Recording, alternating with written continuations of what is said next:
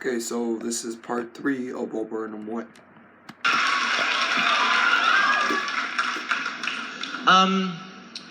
There's things that I don't want to come across in my show that I worry often come across about me, because people don't realize that it's an act up here.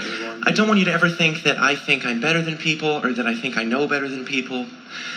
Anyway, sorry. Okay. This is a song from the perspective of God.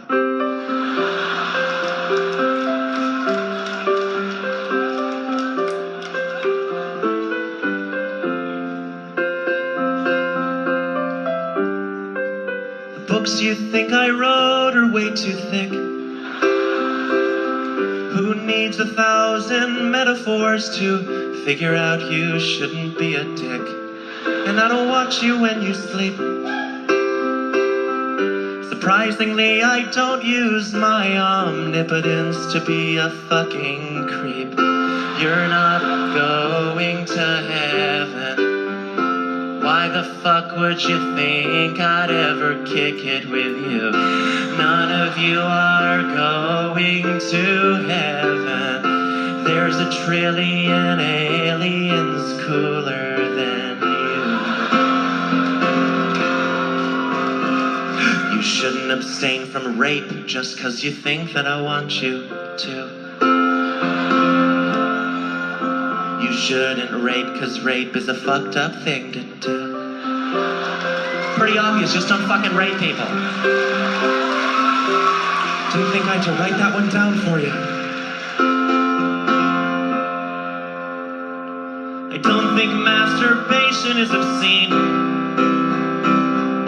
It's absolutely natural and the weirdest fucking thing I've ever seen. You make my job a living hell. I send gays to fix overpopulation. Boy, did that go well. You're not going to heaven. Eat 1,000 crackers, sing 1,000,000 hymns. None of you are going to heaven.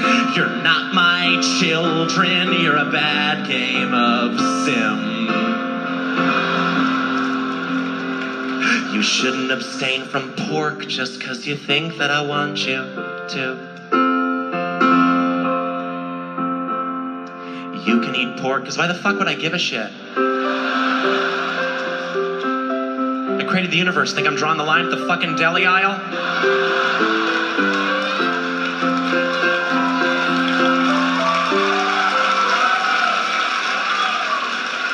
You argue and you bicker and you fight.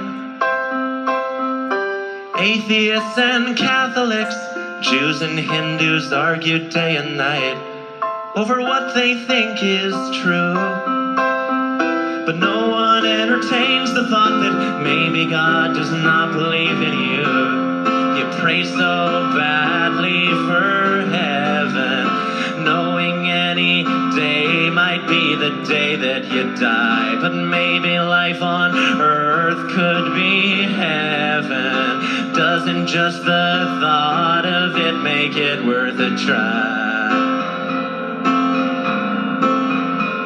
My love's the type of thing that you have to earn, and when you earn it, you won't need it. Oh, my love's the type of thing that you have to earn, and when you earn it, you won't need it. I'm not gonna give you love just 'cause I know that you want me to.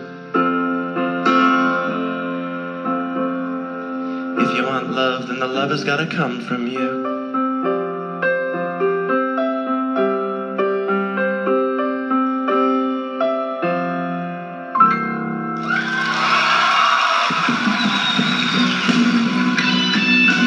Walking between the microphones is really awkward. Tell me about it.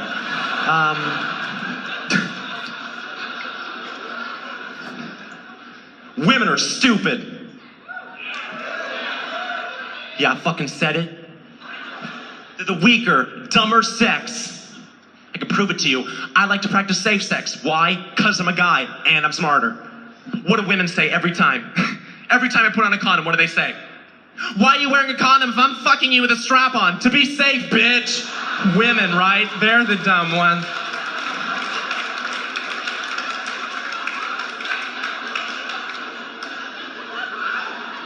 It's time for a story. Let's do a story.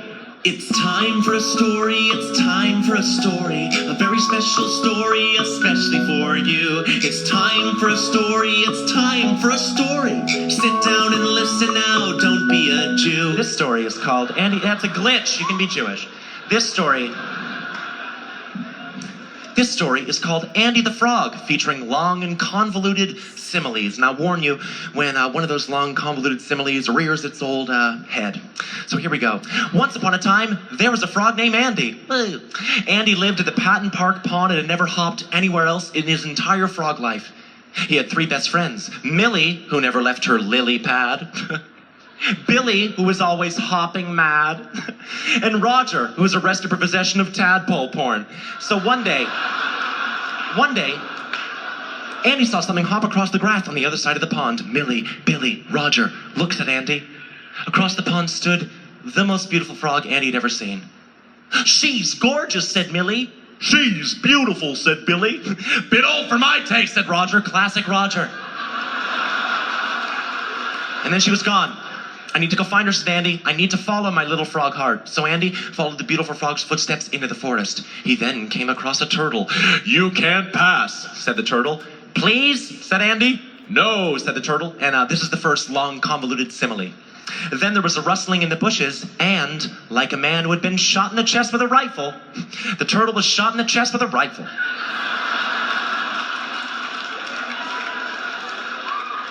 Andy kept moving, but at this point, like the doctor of the Kenyan track team, his patience ran thin.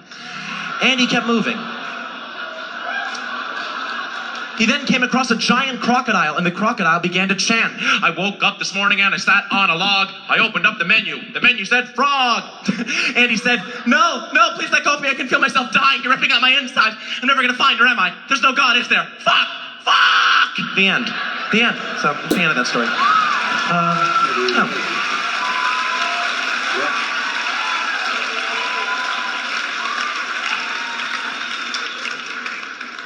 Yeah, if you're curious, the moral of that story is irrelevant because we're humans.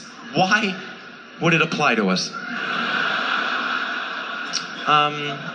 My father is so hard to get along with because he's such a man's man, He believes, for example, you should always fight fire with fire, which is a horrible way to live your life, especially for him because he's a firefighter, so... he was fired. That was as stupid as we get. But let's get a little stupider, huh?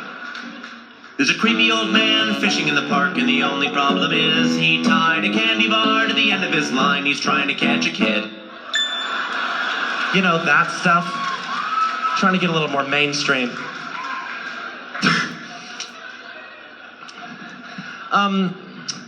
People complain about the way I act on stage very often. They say, I repeat jokes. Or they also say that...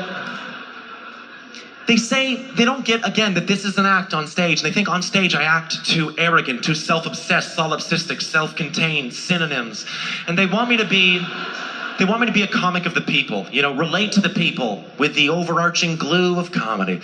So I want to do a little bit of relatable comedy for you guys. Unlike you guys, once a week I like to slip into a deep existential depression where I lose all my sense of oneness and self-worth. And what I like to do in order to assure myself that I am unique, and I'm not just one of many small, white, indistinguishable, perfectly cylindric checker pieces in Jesus and Satan's backgammon game, is I'll say a group of words that I think no one has ever said in that order, so that when I say it, I feel like, look at me, participating in this new moment that no one's ever been a part of. So I'll say something random, like peanut butter tribadism, or I'm your father and I loved your comedy show.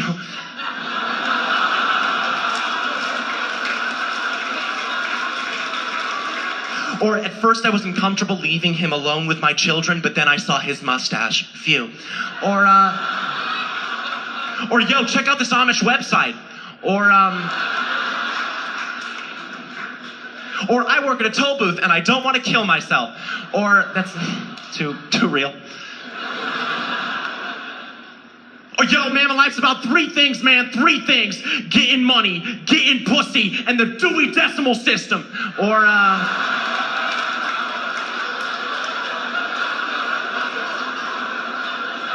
Or hey, can you hold my fanny pack? I'm gonna go fuck a woman.